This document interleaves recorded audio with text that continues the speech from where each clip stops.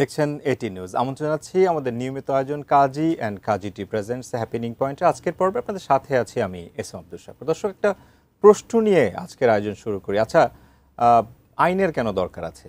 আসলে আইন আমাদের কখনো কখনো উত্তর খুঁজি যে আইন আমাদের অধিকার এবং আমাদেরকে সামাজিক সুরক্ষা দেয় এবং আমাদের জীবন চলার পথকে সহজ করে। আর এই আইনের যখন আমরা নেতিবাচক ব্যবহার দেখি তখন আমাদের মাঝে মধ্যেই তার প্রতিকার পেতে গিয়ে মামলা করতে হয়। এই মামলা যদি হয় মিথ্যে মামলা, তবে বোঝাই যায় যে সেই মামলায় হয়রানি থেকে শুরু করে আমাদের জীবন হয়ে ওঠে এক বেদনার অংশ। আমরা কি সেই মিথ্যে মামলা থেকে প্রতিকার পেতে চাই না? আর এ কারণে আমরা আমাদের আজকের আয়োজন সাজিয়েছি মিথ্যে মামলা ও প্রতিকার। আর এ কারণে একজন অ্যাডভোকেট আমাদের আজকের আয়োজনে অতিথি হয়েছেন। আমরা আমন্ত্রণ জানাতে চাই barrister Mohammad Zakaria Habib, advocate, Bangla supreme court. তাকে স্বাগত জানাই। আমাদের আজকের আয়োজনে আপনাকে স্বাগত জানাচ্ছি। ধন্যবাদ আপনাকে।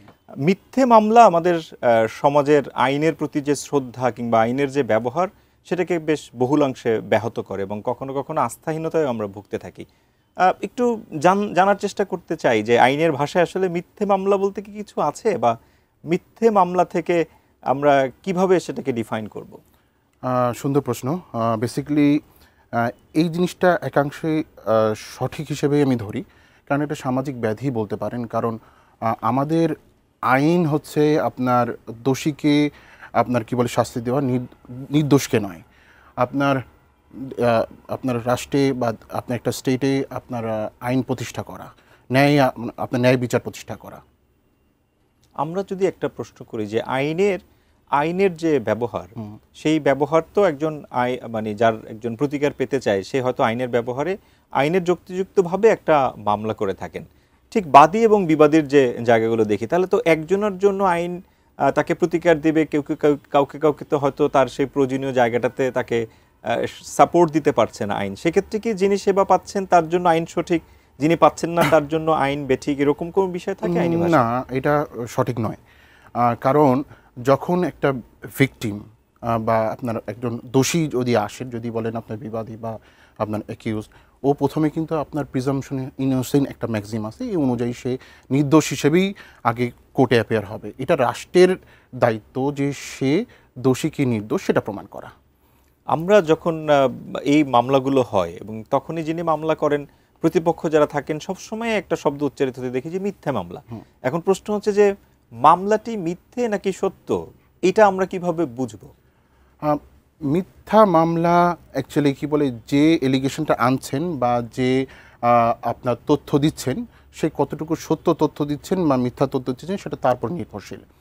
তবে আপনার মিথ্যা মামলা যে হচ্ছে না সেটা আপনার সঠিক নয়, কিন্তু এটা যদি পরবর্তী রিভিল হয় মামলাটা খারিজ হয়ে যেতে পারে, কিংবা যে ব্যক্তি মামলাটা আনলো সে মামলায় আপনার কি বলে শাস্তি পেতে পারে। এই ধরনের জিনিসগুলো বেসিক্যালি হয় আপনার জমি জমার দ্বন্দ্ব নিয়ে, কিংবা দেখা যাচ্ছে রাজনৈতিক প্রতিহিংসতা নিয়ে, অথবা দেখা যাচ্ছে আপনার ব্যক্তিগত শত্রুতা, কিংবা আপনার ডিভোর্স হয়ে গেছে, তাকে নারী নির্যাতনের মামলা দিতে হবে, অথবা মানব পাচার হয়েছে। এগুলো জিনিসগুলো একটা কমপ্লেক্স একটা ইস্যু নিয়েই তৈরি হয়। এটা ডিপেন্ড করবে বিচার কার্যের মাধ্যমে অথবা ইনভেস্টিগেশনের মাধ্যমে যার বিরুদ্ধে মামলাটা আনলো সেই মামলাটা আসলেই সঠিক কি সঠিক না। আমরা আমাদের দেশে দেখেছি যে মামলার একটা দীর্ঘসূত্রিতা থাকে, যে অনেক দিন ধরে চলতে থাকে, যে কারণে একজন মিথ্যা মামলায় ভুক্তভোগীর কিন্তু দীর্ঘদিনের একটা হয়রানিও থাকে, তার সাথে তার সামাজিক মর্যাদা ক্ষুণ্ণ হয়, আর্থিক বিষয়গুলো তো থাকেই সবসময়।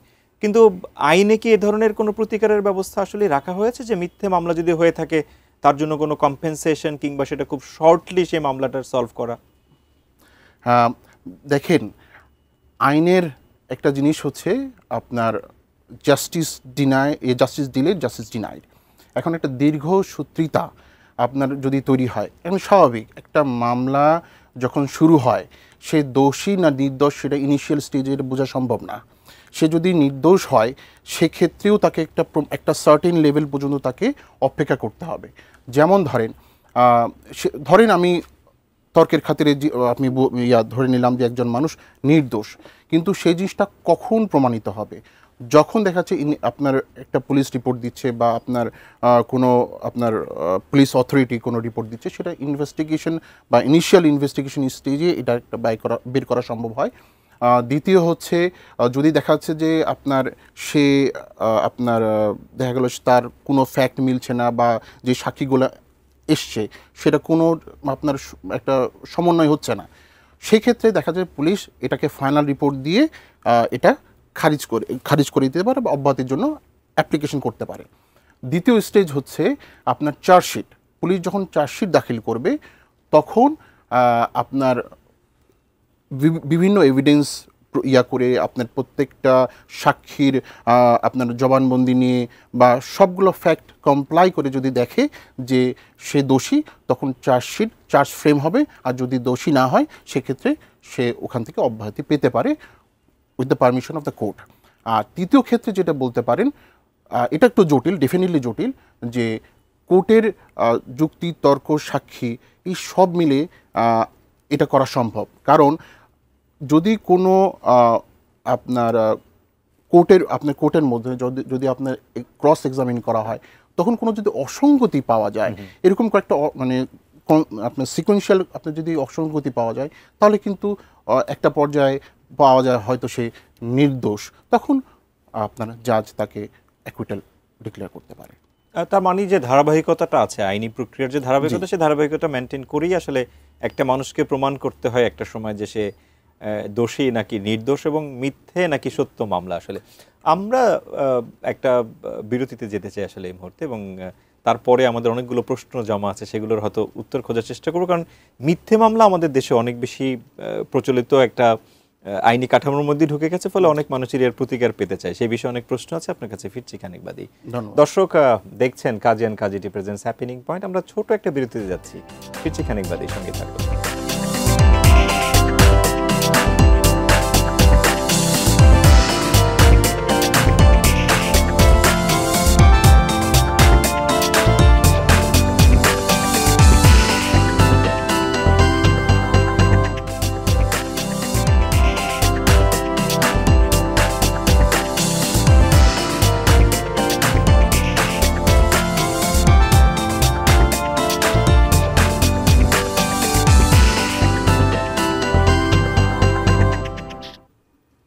বিরতির পর আরও একবার স্বাগত জানাচ্ছি Kazi and Kazi tea presents happening পয়েন্টে। দর্শক, আমরা মিথ্যে মামলা ও তার প্রতিকার নিয়ে আলোচনা করছি। আমাদের সঙ্গে রয়েছেন barrister Mohammad Zakaria Habib, advocate, Bangladesh supreme court. আমরা তার সঙ্গে আলোচনা যেখানে ছিলাম সেখান থেকে আরোটা এগিয়ে যেতে চাই। মিথ্যে যখন মামলা হয় তখন তারও প্রতিকার পাওয়ার চেষ্টা চলবে, কিন্তু সমাজে যখন কোনো মামলা হয় কারো নামে, অবধারিতভাবেই আমরা তাকে দোষী বানিয়ে ফেলি, এরকম একটা চর্চা যেহেতু এই সমাজে আছে, সেক্ষেত্রে প্রতিকারের চেষ্টাও মানুষ বিভিন্নভাবে করে। এবং সাম্প্রতিক সময় যদি আমরা দেখি, তাহলে ডিজিটাল প্ল্যাটফর্মে আমাদের আরও হ্যারাসমেন্ট সহ নানা রকমের অপবাদ আরও বেড়ে চলেছে। সেক্ষেত্রে এখনকার সময় এই মামলাগুলো নিয়ে যখন আপনারা কাজ করেন, মিথ্যে মামলা প্রমাণের ক্ষেত্রে ডিজিটাল এভিডেন্স, ফরেন্সিক এভিডেন্স, এই জিনিসগুলোকে কিভাবে আপনারা আমলে নেন এবং ক্লায়েন্টকে সহযোগিতা করেন? সুন্দর প্রশ্ন। বেসিক্যালি এই আপনার ইনকোয়ারির জিনিসটা, সেই জিনিসটা আমাদের হাতে ন্যস্ত না, এটা হচ্ছে আপনার আইন সংস্থার প্রতি ন্যস্ত। এটা হচ্ছে আমাদের বিভিন্ন আইন আছে, এই আইনের মাধ্যমেই তারা এগুলো যেমন আপনার ভিডিও ফুটেজ, সিসিটিভি ফুটেজ, অথবা দেখা যাচ্ছে কারো আপনার পোস্ট, অথবা আপনার mobile conversation, various kind of things, এইগুলো আমাদের সেকশনে হয়ে আছে। সেকশন যদি আপনি স্পেসিফিকলি যদি আপনি জানতে চান, সেক্ষেত্রে বলবো সেকশন 65A(b) আপনার এভিডেন্স অ্যাক্ট, তারপর হচ্ছে ডিজিটাল সিকিউরিটি অ্যাক্ট, তারপর হচ্ছে আপনার ICT অ্যাক্ট। তো CRPC-তেও এটার আছে, সেটা হচ্ছে আপনার 94, 100, 542। এই ধারাগুলো কিভাবে একটা ডাইরেকশন দেয়, কিভাবে সে কোন ইয়াগুলো আপনার এই এভিডেন্সগুলো কালেক্ট করবে, এটা আছে। কিন্তু এটা হচ্ছে এই জায়গাটা একটু জটিল, প্রক্রিয়াটা জটিল, যার কারণে সহসাই এটা সহজে পাওয়া যায় না। যেমন ধরেন, যদি কোনো ফরেন্সিক এভিডেন্স হিসেবে আপনি যদি সিগনেচারটাকে আপনার ভেরিফাই করতে হয়, এটা চেকের মামলায় যে এটা অরিজিনাল কিনা, অথবা দেখা যাচ্ছে আপনার নারী শিশু নির্যাতন দমন আইনের ধর্ষণের মামলায় এই স্পার্মটা তার কিনা, এরকম অনেক ক্রিটিক্যাল জিনিসগুলো আছে। এই জিনিসগুলো প্রক্রিয়া হয়ে আসতে অনেক সময় লাগে। অতএব এই পারমিশনটা পাওয়া, অথবা আপনার দেখা যাচ্ছে জেনেটিক্স কিছু টেস্ট আছে, এইগুলো মানে নির্ণয় করা একটু জটিল এবং সময় সাপেক্ষ। অর্থেরও তো বিষয় থাকে এক্ষেত্রে। আমরা যখন এই ধরনের অনেক ভিকটিমকে দেখি, তারা আর্থিকভাবে সচ্ছল না, কিন্তু আইনি যে প্রক্রিয়াগুলো মেনটেন করতে হয় সেখানে কিন্তু তাকে সেই খরচগুলো নির্বাহ করতে হয়। তো মিথ্যা মামলা হলো কিন্তু এক্ষেত্রে তার সেই অর্থ ব্যয় করার মতো সামর্থ্য নেই, সেই ক্ষেত্রে তখন কিভাবে চলে এই মামলাগুলো? এখানে আপনার প্রশ্নের মধ্যে দুটো প্রশ্ন আছে। এক, যেটা হচ্ছে এই যে আপনার আপনার ইনকোয়ারি যে আপনার প্রক্রিয়াটা, এটা পুরোপুরি রাষ্ট্র গ্রহণ করে। আচ্ছা। এই কারণে এটা সময় লাগে, কারণ এই অর্থটা আপনার রাষ্ট্রের কাছে আপনাকে চেয়ে আবেদন করে তারপরে এই প্রসেসটা যেতে হয়। আরেকটা প্রশ্ন যেটা যদি আপনাকে যদি আমি এটা নিই, সেটা হচ্ছে একজন বিচার প্রার্থী তার আর্থিক যদি অসুবিধা থাকে সেক্ষেত্রে রাষ্ট্রের কাছে সে এটা চাইতে পারে। এই ধরনের মানে আইনি সহযোগিতার জন্য সে একজন আইনজীবীর সহযোগিতা নেবেন হয়তো। বিভিন্ন লিগ্যাল এইড আপনার সংস্থা আছে, যেমন ধরি আমি ব্লাস্ট, আপনার ব্লাস্ট একটা আছে, এরকম আরও একটা আপনার প্রতিষ্ঠান আছে যারা আপনার বিচার প্রার্থী মানে যদি আর্থিকভাবে সহযোগিতা লাগে তারা বিনা পারিশ্রমিকই তারা সহযোগিতা করে। শুধু সহযোগিতা করে না, আপনার ড্রাফটিং থেকে শুরু করে আপনার হিয়ারিং থেকে সব কিছুই তারা করে। আমার প্রশ্ন অন্য জায়গাতে, সেটি হচ্ছে যে মিথ্যে মামলা তো আসলে এক ধরনের অপরাধ এবং তারও তো নিশ্চয়ই শাস্তি আছে, কিন্তু বাংলাদেশের প্রেক্ষাপটে এই ধরনের মিথ্যে মামলাতে শাস্তি দেওয়া হয়েছে এরকম এভিডেন্স কি খুব বেশি দেখা যায়? মিথ্যা মামলাতে শাস্তি হয়েছে এই ধরনের সংখ্যা খুবই নগণ্য, বাট আছে।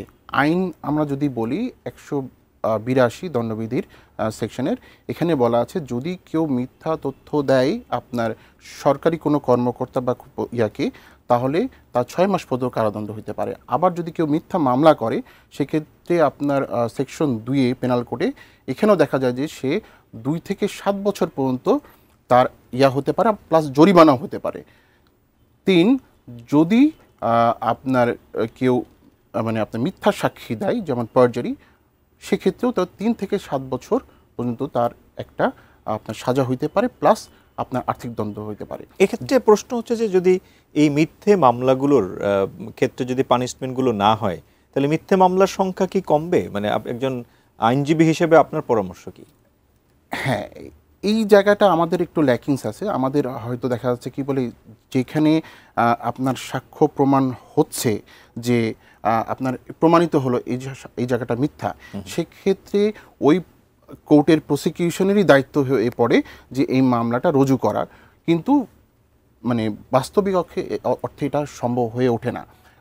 কোর্ট সুমোটো হিসেবে দেখে, আপনার যদি দেখে যে এই মামলাটা মিথ্যা মামলা, তখন কোর্ট নিজ তাগিদেই আপনার সিআরপিসি 250 ধারা মোতাবেক কেসটা খারিজ করে দেয়। এটা যদি কি বলে মামলা খারিজ হয়ে যাওয়ার পরে যদি সেপারেটলি একটা মামলা হতো ইন্সপায়ারেশন ফ্রম দ্য স্টেট, তাহলেই হয়তো কি বলে একটা ডেটারেন্স তৈরি হতো, একটা ভয় তৈরি হতো যে এই যদি মিথ্যা মামলা হয় তাহলে তার শাস্তি অবধারিত, যেটা আমাদের দেশে না, আমাদের ইংল্যান্ডে আছে বা অন্যান্য উন্নত কান্ট্রিতে আছে, কিংবা আপনার পার্শ্ববর্তী দেশ ইন্ডিয়া পাকিস্তানে তো এই নিয়মটা আছে, যদি কেউ মিথ্যা মামলা করে তার জন্য সাজা আপনার অবধারিত। আইনের প্রতি মানুষের যে বিশ্বাস, সেটা তৈরি করতে হলে তো আইনি প্রক্রিয়ার মধ্যে এবং তার প্রয়োগের ক্ষেত্রে অনেকগুলো জিনিস দেখতে হবে, যেটা দেখে উদ্বুদ্ধ হবে যে না, আইনের শাসনটা পুরোপুরি চালু হয়েছে বা তার বাস্তবিক প্রয়োগ হয়েছে। বাংলাদেশে মানুষ তো আসলে স্বপ্ন দেখে যে আমাদের দেশেও এ ধরনের মিথ্যে মামলাগুলো কমবে, কিন্তু আপনারা যেহেতু কোর্ট কাছারিতে এই ধরনের বিষয়গুলো নিয়ে ডিল করেন, এই সংখ্যাগুলো কি বাড়ছে ক্রমান্বয়ে মিথ্যা মামলা নাকি কমছে? একটা জায়গায় আপনি যদি খেয়াল করেন, যারা মিথ্যা মামলা থেকে খালাস পেল বা দেখতেছে যে কি বলে তারা মিথ্যা মামলায় পতিত হলো, তারা তাদের জ্ঞানের অজ্ঞতার কারণে তারা কিন্তু আর মামলায় যাচ্ছে না।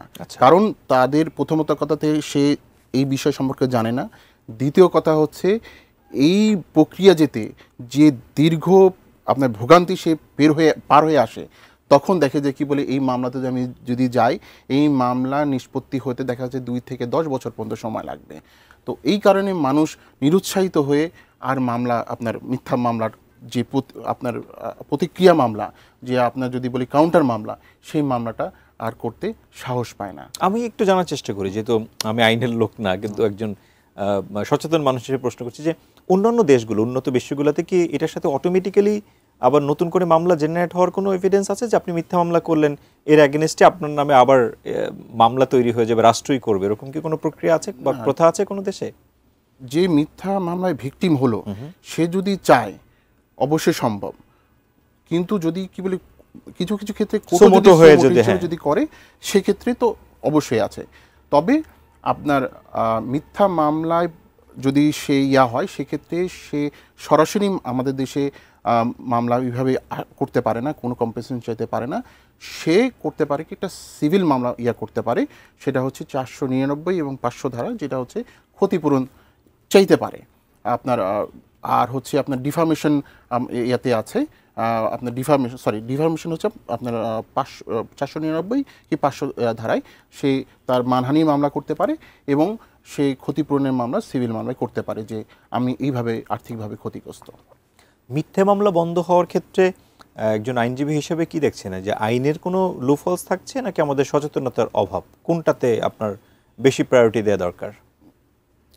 এখানে কিছু টেকনিক্যাল বিষয় আছে, যেমন হচ্ছে আইন আছে, আইন কিন্তু আমাদের শক্ত, আইনের কোনো ঘাটতি নাই। এই আইনটাকে প্রতিফলন করতে হলে অবশ্যই বিচার কার্যের সময় সবাইকে মানে আপনার সচেতন হইতে, অ্যাওয়ারনেস হইতে হবে এবং সামাজিকভাবে, সোশ্যালভাবে বা আপনারা মিডিয়াতে যারা আছেন তারাও যদি কি বলে ঠিকভাবে আপনার প্রচারণা চালান যে হ্যাঁ মিথ্যা মামলা হলে এই ধরনের আপনার মামলা হইতে পারে, তখন আর এই সাহসটা করবে না, একটা ভয় কাজ করবে, ডেটারেন্স কাজ করবে।